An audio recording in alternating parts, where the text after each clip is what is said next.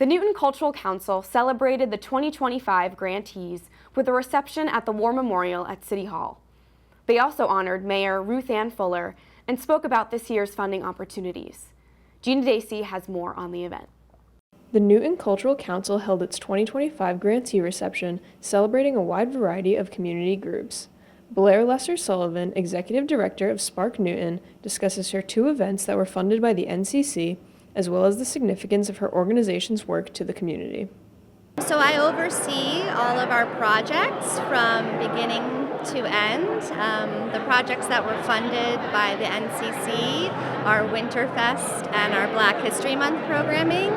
For Winterfest, it's a 3-day-long celebration during the winter time at the end of January. Everything is free, open, and accessible to everyone. We have lots of live music, ice carvings, winter walk, a dance party, a free movie screening, anything and everything to join the community together.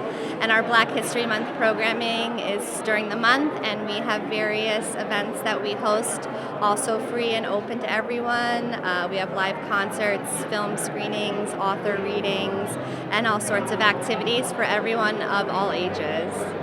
We do really build community, brings people together, it sparks joy, it enhances our life, it enhances our villages and our business, and it really brings people together, and I love what I do and I want to keep doing it, so I hope that the Newton Cultural Council continues to fund us, because it's really important. The money that we use, we really want to pay our artists, so a lot of that goes towards that. Mia Wengen talks about her organization, Read Your World, and what inspired her to start it. I'm the president and co-founder of Read Your World. We're a nonprofit based in Newton, and we give away diverse children's books to readers all over the U.S. But we're also the organizers of the Newton Children's Book Festival.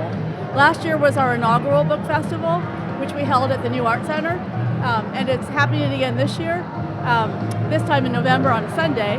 And we were granted for our third one in 2026. It all started when I was in elementary school. I read every book in my well-stocked library, like we had 2 full-time librarians, and I never saw myself represented in any book. And then when I became a mom, and I have 3 kids who are Chinese, Japanese, and Korean, I was kind of excited to see like we had some, representation. But then I saw a study by Lee and Low, who publicized it, that said children's book publishing had not increased its diverse representation in 14 years. This is 7 or 8 years ago. And I was kind of shocked. So I decided, I was a children's book blogger, to kind of focus my blog on diverse representation, because I felt like the books were there, but no one knew about them. And then I started the nonprofit just to really get those books into the hands of readers and reviewers. Kemp Harris, who performed at Music Mondays at the Scandinavian Center, shares a bit about his career and what he enjoys about his work as a musician.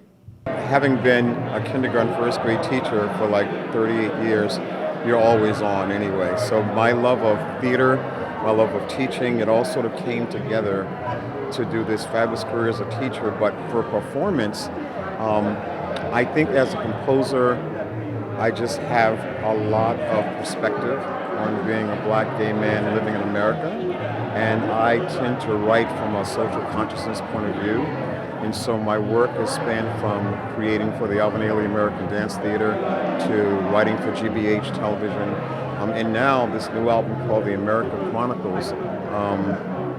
It is just sort of a statement, not a preachy thing that people have to listen to and make change for, but just more of a reflection on what my experience in this country has been.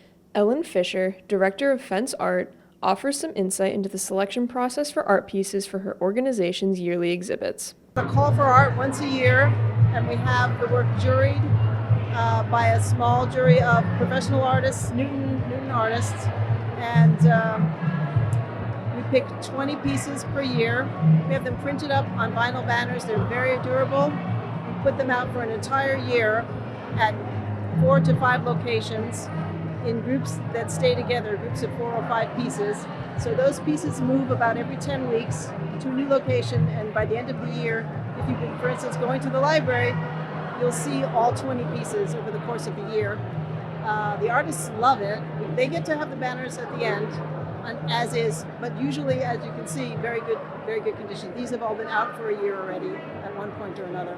We're all about it being temporary art, not permanent art, and varied, so that if you like landscapes but you don't like abstract work, whatever it is, usually of the 4 or 5 pieces, there's going to be something you really like, and you're willing to wait for the next group to come, and so you get exposed to many things, and our jurors enjoy pulling together that kind of variety.